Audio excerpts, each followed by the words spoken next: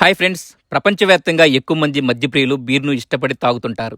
Beer ఆరోగ్యానికి హానికరం అని తెలిసిందే. ఎదవస్తోదాపి విషయం ఏమిటో చెప్పండి. అయితే మితంగా తీసుకుంటే ఆరోగ్యానికి మంచిదనే వాదనలు కూడా వినిపిస్తున్నాయి. ఏది ఏమైనా ఇంతకీ అసలు బీరు ఎలా తయారు చేస్తారో ఎప్పుడైనా ఆలోచించారా? ఇంతకీ బీరు తయారీ ప్రక్రియ ఎలా ఉంటుంది? బీరు రుచి దేనిపై ఆధారపడి ఉంటుంది? ఇలాంటి ఆసక్తికరమైన విషయాలు ఇప్పుడు తెలుసుకుందాం. చదువుకోండి ఫస్ట్. బీర్ను ధాన్యాలను పులవబెట్టడం ద్వారా తయారు చేస్తారు.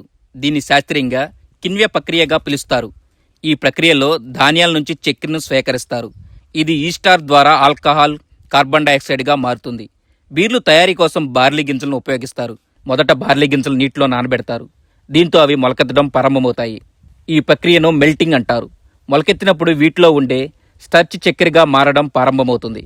అనంతరం ఈస్ట్ ద్వారా ఇది ఆల్కహాల్గా మారుతుంది. ఈ ద్రవీభ్రమణ ప్రక్రియ సుమారు 5 నుంచి 7 రోజుల పాటు కొనసాగుతుంది. అనంతరం కిణ్వ ప్రక్రియ జరుగుతుంది. మొలకెత్తిన బార్లీని మెత్తగా మరుస్తారు. ఈ గ్రౌండ్ మల్టీ నీటిలో కలిపి వేడి చేస్తారు. ఇలా చేయడం వల్ల అందులో ఉండే చక్కెర కరుగుతుంది. తర్వాత దీన్ని చల్లబరిచి ఈస్ట్ను యాడ్ చేస్తారు. కిణ్వ ప్రక్రియ 7 నుంచి 10 రోజుల వరకు చేస్తారు. కిణ్వ ప్రక్రియకు పట్టే సమయం, ఉష్ణోగ్రత బీర్ రుచిని ప్రభావితం చేస్తుంది.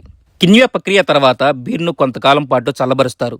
ఇలా చేయడం వల్ల రుచి మరింతగా మెరుగుపడుతుంది. ఇతను ప్రతి శనివారం ఆదివారం తాగుతాడు. సోమవారం ఇంకా 5 రోజులు తాగకుండా ఉండాలనే భయంతో తాగుతాడు. ఈ ప్రక్రియను లాగింగ్ అంటారు. ఈ ప్రక్రియ కొన్ని రోజుల నుండి కొన్ని వారాల వరకు ఉంటుంది. కొన్నిసార్లు లాగింగ్ సమయం కూడా బీర్ రకాన్ని బట్టి ఉంటుంది. లాగింగ్ ప్రక్రియ ఎంత ఎక్కువ రోజులు ఉంటే బీర్ రుచి అంత ఎక్కువగా ఉంటుంది.